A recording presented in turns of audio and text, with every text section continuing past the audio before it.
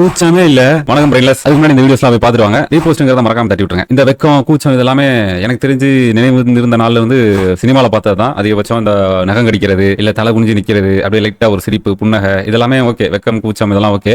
இதெல்லாம் தாண்டி இன்னொரு ஃபார்முலால எப்படி இருக்கும் அப்படின்னா, இப்போ நம்ம வந்து ஜட்மெண்ட்ல வந்து நல்லது கெட்டதுன்னு எழுதி வச்சிருக்கோம் இல்லையா? இதுல ஒரு குற்ற உணர்ச்சியில இருக்கும்போது உனக்கு வெக்கமே இல்லையா அப்படின்னு கேட்பாங்க. இது கூச்சமே இல்லையா? அப்ப அந்த இடத்துல ஒரு வெக்கமோ ஒரு கூச்சமோ நமக்கு வரும். அந்த மாதிரி ஒன்று இருக்கு. அதை ஃபீல் பண்ணிருக்கேன். ஒரு சில இடங்கள்ல வந்து நம்ம பேசினா மரியாதை குறைஞ்சிரும் அப்படிங்கிறதுக்காக நம்ம வந்து கூச்சப்பட்டு பேசாம இருப்போம். ஒரு சில வீடுகளில் போனோம் அப்படின்னா அந்த இடத்துல வந்து ஒரு சில பொருட்களை நம்ம சாப்பிட வந்து கூச்சப்படுவோம், பழகிறதுக்கு கூச்சப்படுவோம். இந்த மாதிரி நிறைய விஷயம் இருக்கு. இது நம்ம பிரெயின்ல ஏன் வருது? நம்ம அடுத்தவங்கள ஒரு இன்ஃபீரியராவோ இல்ல சுப்பீரியராவோ நினைக்கிறனால வருதா? சுப்பீரியரா நினைக்கிறனால வருதா? அவங்க வந்து பெரிய ஆளுங்க, நம்ம கூட பழகுவாங்களான்னு கூச்சப்படுவோம்.